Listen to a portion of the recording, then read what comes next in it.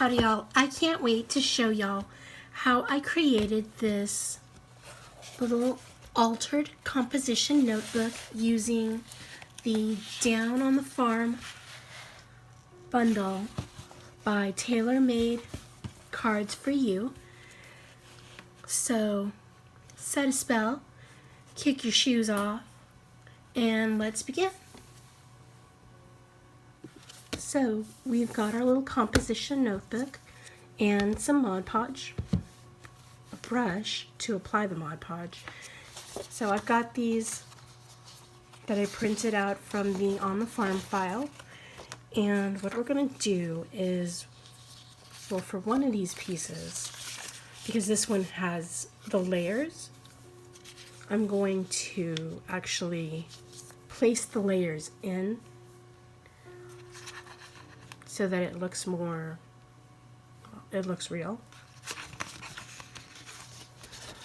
While these other pieces will just nicely fit over our composition notebook. So what we're going to do now is we're going to, so we want to glue this Farmer's Almanac page to the front of our composition notebook, but as you can see there are some white spots here. So what we're going to do is we're going to age them up. So I'm bringing in the soldering mat, putting in my soldering mat, and we're going to use tea dye. I think that looks the most like the book cover of our Farmer's Almanac.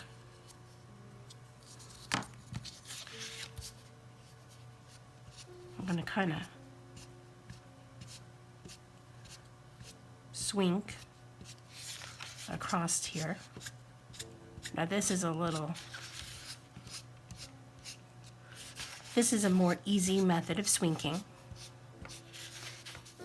And we want this book to wind up looking vintage. So we've also got some other colors. We have Vintage Photo, which is Distress Oxide. That's because I like the effect that it's going to create. This is our scrapbook.com domed applicator, and we're going to use that to help us get some of the vintage photo onto our cardstock piece right here.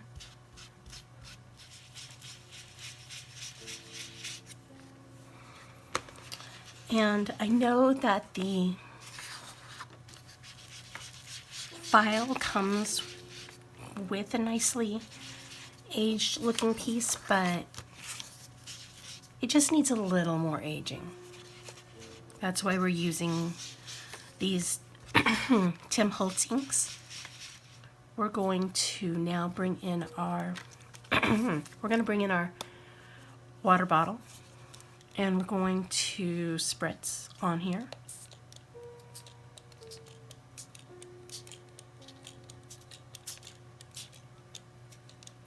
That way we can activate the properties of our ink.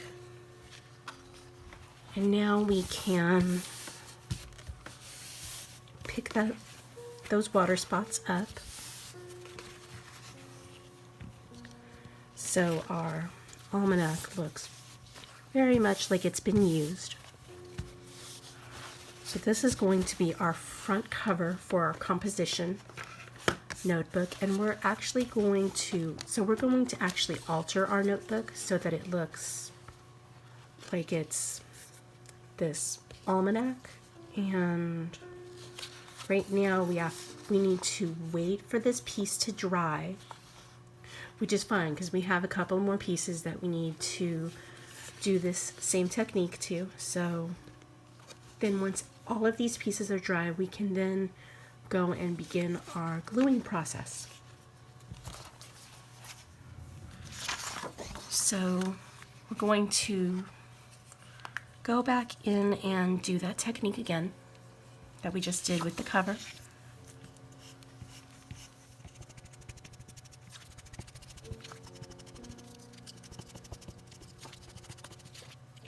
Now the good thing about working with a digital file is that, I mean, most of the work gets done for you when you're working with a digital file like this. So all you need to do is just distress it, or, you know, do whatever you think you need to do to make your piece your own, rather than just what the company created.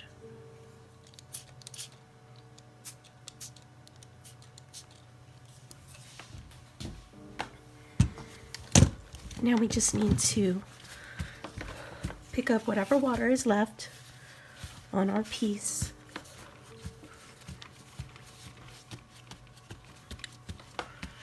Again, we're trying to age it up a little more than what the print file was. So now we're going to work on the interiors. And so since this piece has layers, I'm actually going to create those layers because, well, I want it to look realistic. So I've already printed this little note right here out of just some printer paper. And I have the little business card printed out onto some sturdier cardstock along with the actual print itself. And that's because we're going to cut out the business card, and we're also going to cut out this little pocket. And yeah, that's what we're going to do right now. We're going to cut. So since we're going to cut, we're going to bring in our paper trimmer to help us do that. It should be fairly easy for the business card.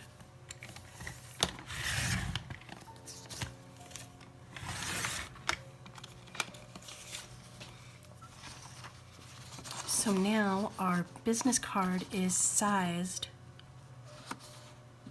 for our pocket, along with the little note, the little receipt. And now we're going to take care of our pocket. And we're going to fussy cut our pocket out, and then we're going to age it up after we do that. So you really could just use any scissors to at least start with the first cut, but to go into the more intricate areas, I am going to need my fussy cutting scissors. These are, that's not technically what they're called, but that's what I call them. So you don't need to be too careful about making sure that you get this piece cut correctly, because we are going to distress it further. But it would be nice if you were able to cut it so it somewhat resembles the actual print. And all you have to do now is we're going to actually put our fussy cutting scissors away, and we're going, actually I'm going to show you how to do it the safe way, because there's the safe way and the not safe way. So the not safe way is to do this. This helps to age your little pocket up a bit. And the safe way to do that would be to use this piece right here, because it's like your rotary blade, like we used on the paper trimmer we had earlier. And instead of being completely just the blade, it has these plastic shielding portions to help protect your fingers while you distress your item.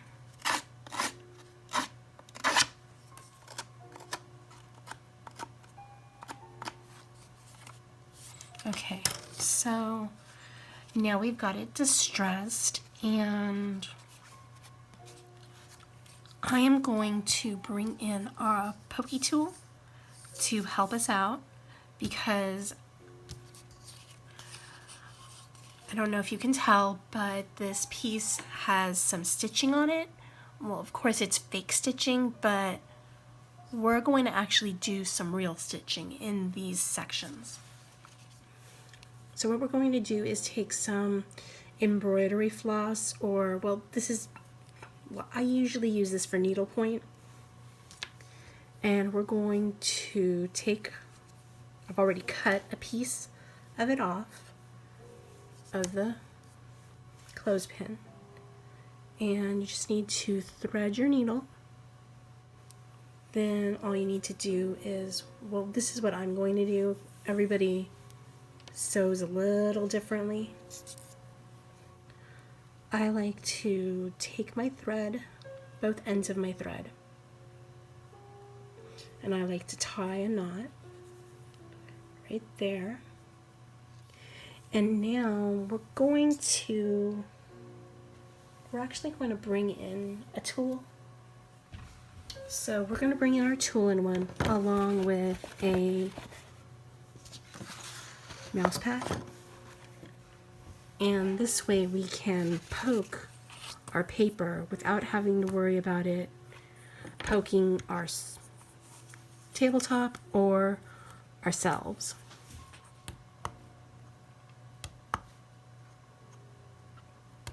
And we are just poking where the knots are in our little, well, where they're printed in our little pocket. This just helps us add some more realism to our piece. Now that that's done, we're just going to take our thread and we're going to sew. So let me kind of show you how I'm sewing. So I just stick the needle in the hole and stick the needle in the other hole. And because of how the sewing is on our pocket, we're just trying to recreate that. So basically we're just trying to, we're not even going to worry about how it looks from the back end, because no one's ever going to see the back end. They're just going to see the front end.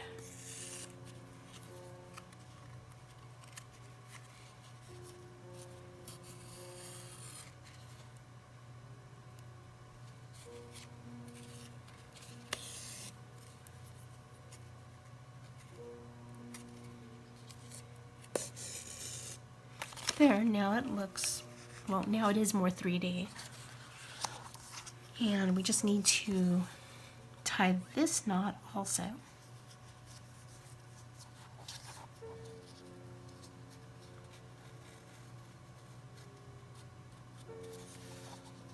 Okay, and just trim that. Now we can place this here and it looks much more realistic. Now I'm just going to bring in some vintage photo to kind of age this piece up a little more. Because this piece is paper, what we're going to do is this. We're just going to ball it up and then straighten it back out.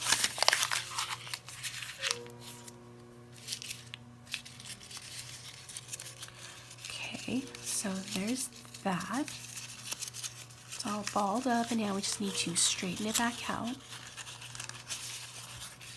And it will still fit in that section, so that's good. All we need to do now is bring in some ink. So we're going to bring in some ground espresso to help us age up paper receipt. So to age our receipt, we just need to, we're going to kind of swing on it.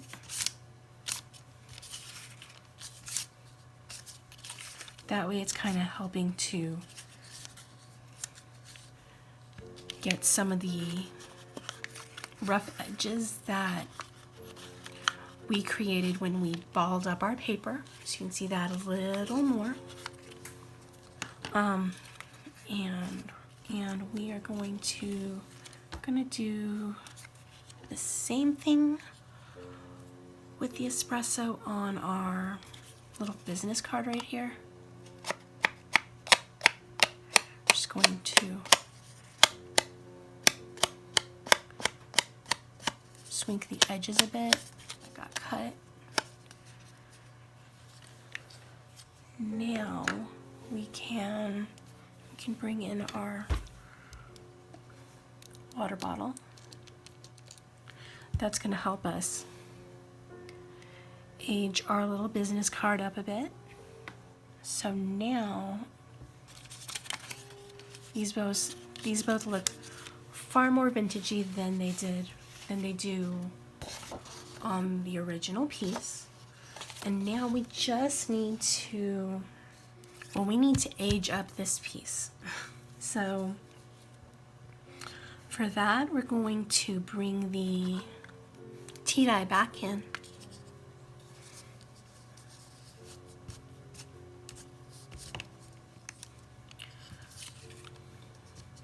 So there, that looks much more aged.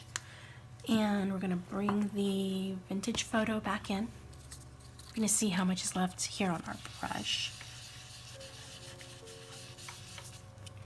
Yeah, there's a bit. So that will help us to age our pocket up a bit.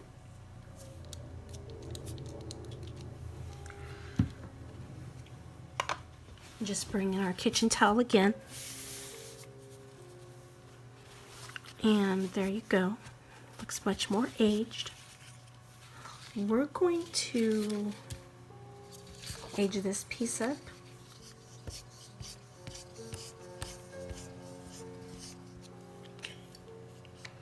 So that's all swinked up, and now bring the vintage photo back in.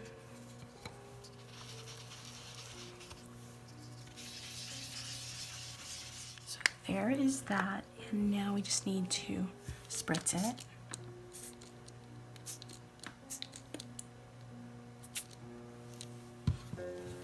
And that way our piece looks much more aged and authentic. So now that our pieces are all dry, we can now bring our composition notebook back in,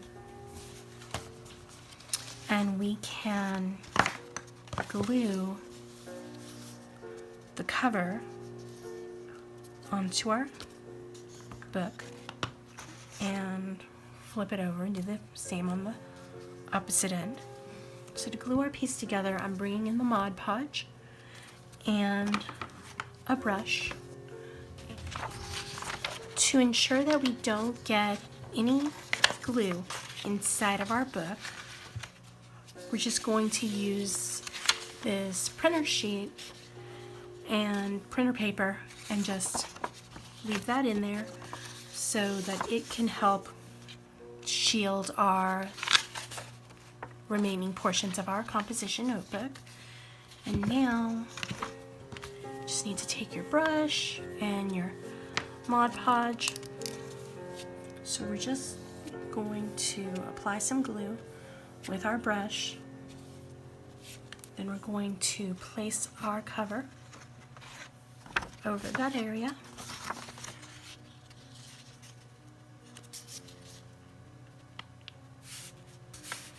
And just let it dry. Then we can work on the rest of the piece, but actually going to bring in I'm going to work on the back side at the same time.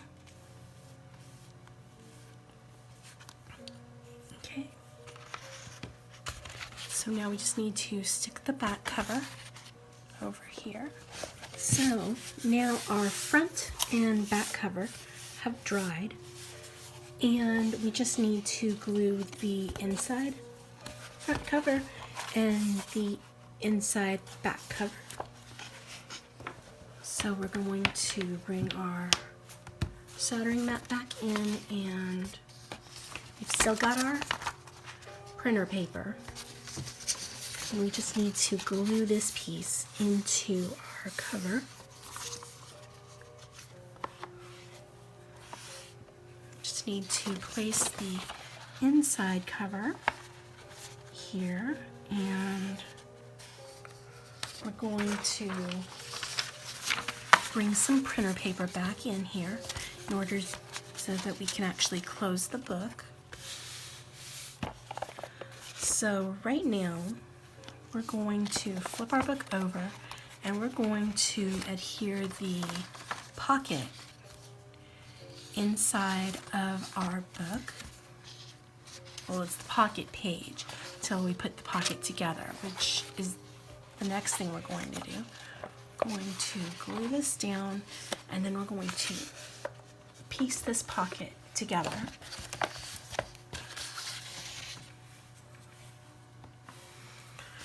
So that means more glue.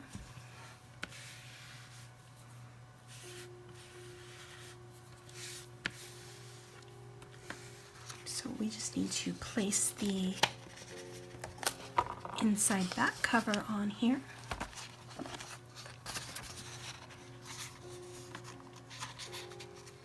Okay, so now our composition notebook has all of its covers on, but we need to put something here for the binding. So we're going to use this burlap cardstock. Now, I believe that it came from Die Cuts with a View. If I can find a link to that, or I can find some other, or if I can find some other burlap paper, I will provide that in the description box below. Just gonna bring in our score pal, and that's gonna help us to so we're going to take our burlap sheet, which is, it's now sized at 3 by maybe 9 1/4 long, and we're going to score it using our Martha Stewart scoreboard, because we need to score it at 3/4 of an inch. And so we're going to bring in our Teflon bone folder, and we're going to set that crease.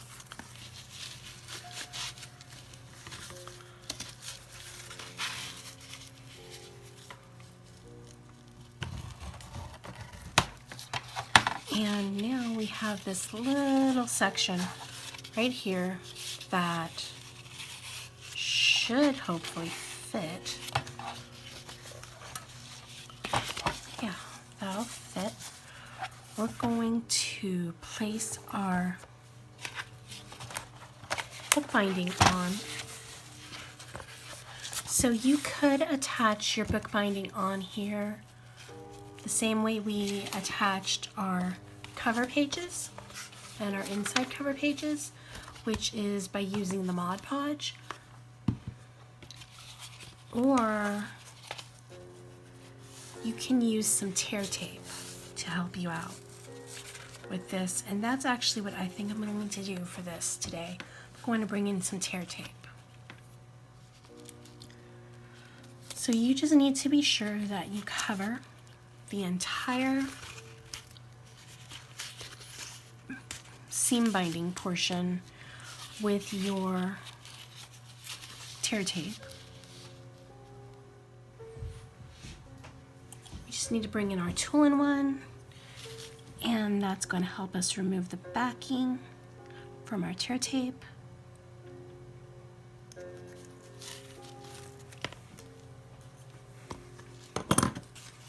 So we're just going to place it down like this, because we know this is where it fits, and we're going to going to place it like that. Then we can just remove the remaining backing from our tear tape to help us with our binding.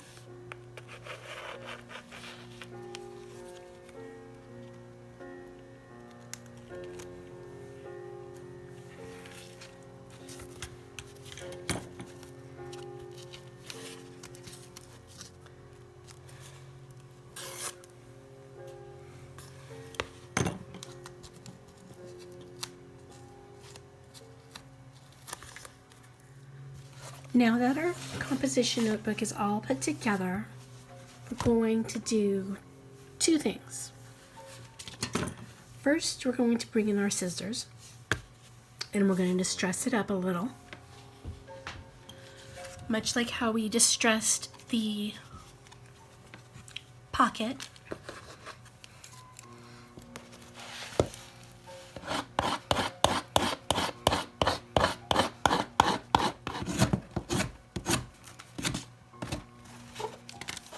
So there is our composition notebook all nicely distressed, and now we're going to place our pocket along with these little additional ephemera pieces inside of our composition notebook. We're just going to lay them in the area where they are already attached to the original print. And I'm going to hold this piece in place like that. Then we just need to bring the pocket in and lay that down. So I've already placed some foam mount onto the back of our pocket, and we just need to peel the backing off. This just adds a bit of realness to our piece.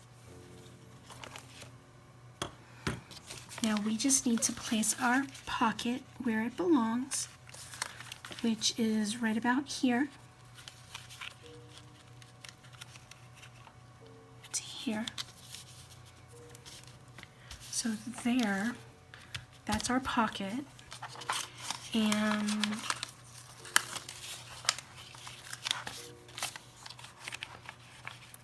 now the other elements are attached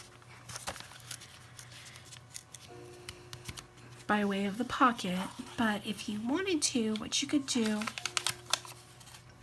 is you could come in and you could just put a couple of strips of adhesive on the back of the piece. So we're going to bring in our tape runner and just lay a couple of pieces down. That way our piece is more three-dimensional and realistic, but also that means now we have a pocket for our little almanac, and our piece is nicely aged. So I would like to thank y'all for staying with me to the end of this project. If you like what you saw, I would love it if you would give me a thumbs up.